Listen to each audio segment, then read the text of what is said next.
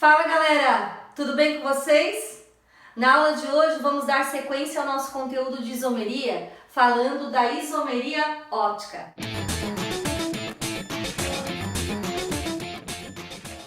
Então, gente, na isomeria nós vimos que os compostos isômeros são aqueles que apresentam a mesma fórmula molecular. E vimos dois tipos, os isômeros planos e os isômeros espaciais. Quem são os isômeros planos? Foi estudado o isômero de função, tautômeros, isômeros de cadeia, isômeros de posição e isômeros de compensação, também conhecidos como metameria.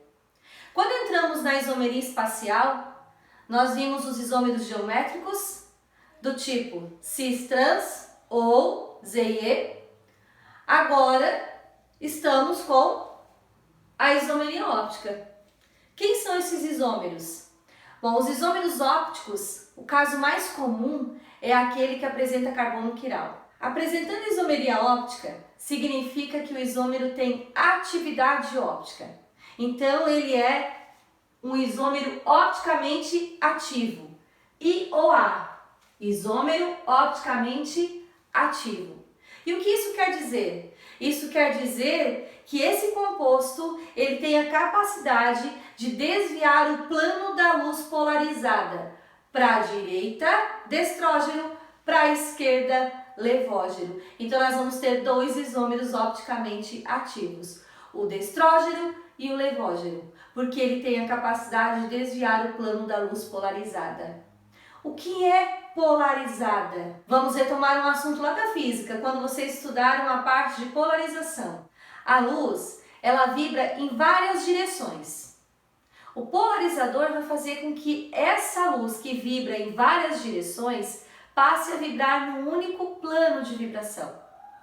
Então vamos dizer que aqui, minha mão esquerda é o feixe luminoso e aqui está o polarizador. Então a luz vem vibrando em várias direções. Quando passa pelo polarizador, ela sai vibrando numa única direção. E o que uma substância opticamente ativa faz nesse caso? Ela recebe essa luz polarizada, que está vibrando numa única direção, e ela desvia o plano dessa luz polarizada. Então, nós vamos ter aí dois isômeros opticamente ativos, como eu falei para vocês. Olhem esse exemplo aqui. Ele tem atividade óptica? Vamos verificar se ele tem carbono quiral. E o que é um carbono quiral? Lembram? É aquele que tem 4 ligantes diferentes. Então, esse carbono aqui tem esse ligante, tem esse aqui também e tem esse outro aqui. Então, esse carbono aqui é um carbono quiral. Se esse composto, que é a estrutura do ácido lático, ele tem um carbono quiral, então ele tem a atividade óptica. Ele é um isômero opticamente ativo. Então, desse composto aqui, eu vou ter dois isômeros, o destrógeno e o levógeno.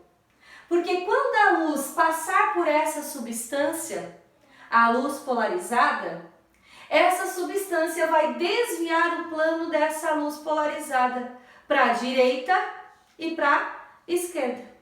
Então, esse composto tem atividade óptica, tem dois isômeros, o destrógeno e o levógeno. Os isômeros ópticos também são chamados de enantiômeros ou enantiomorfos.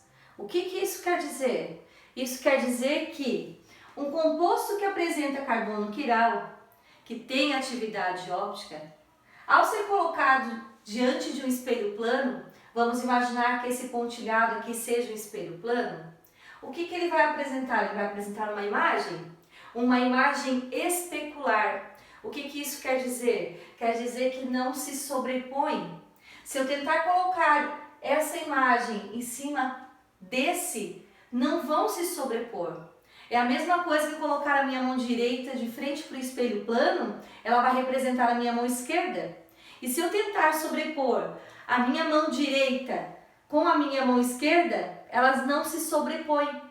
E é a mesma coisa com compostos que apresentam isomeria óptica.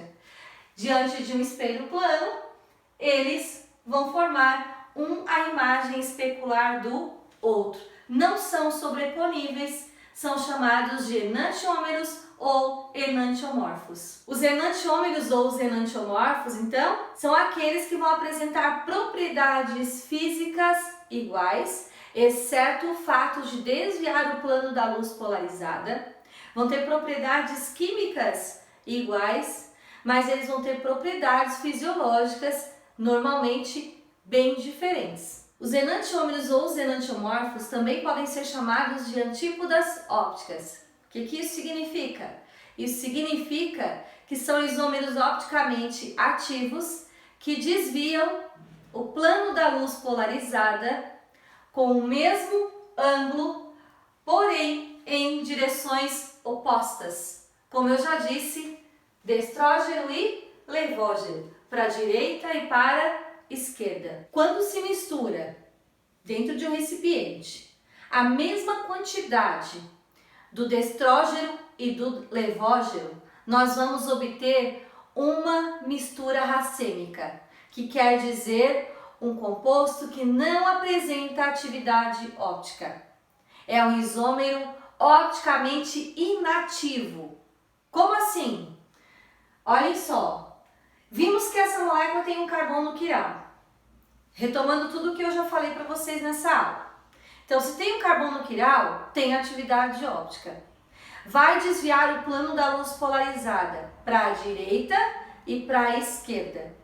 Então, nós chamamos ele de enantiômero, enantiomorfo, antípoda óptica, porque desvia o plano da luz polarizada com o mesmo ângulo, porém em direções opostas, buscando essa mesma quantidade do destrógeno e do levógeno.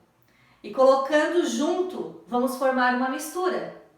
E essa mistura resulta em um isômero opticamente inativo. Por quê? Porque um vai anular o outro. Enquanto 50% está desviando o plano da luz polarizada para a direita, tem outros 50% dessa mistura, porque 100% é toda a mistura, né?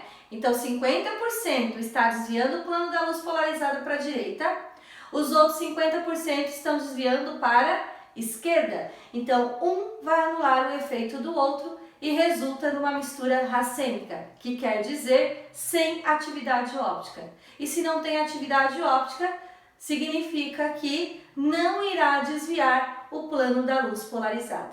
Entenderam? Ficou com alguma dúvida? Me acompanhe nos próximos vídeos que eu irei trazer mais exemplos para vocês. Estruturas que têm mais de um carbono quiral, para que vocês possam aplicar esses termos, esses conceitos, esses significados que eu trouxe nessa aula.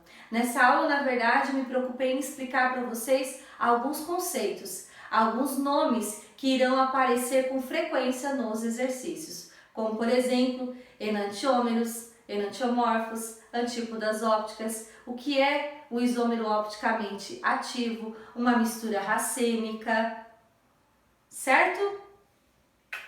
Um grande beijo, tchau, tchau e até a próxima aula.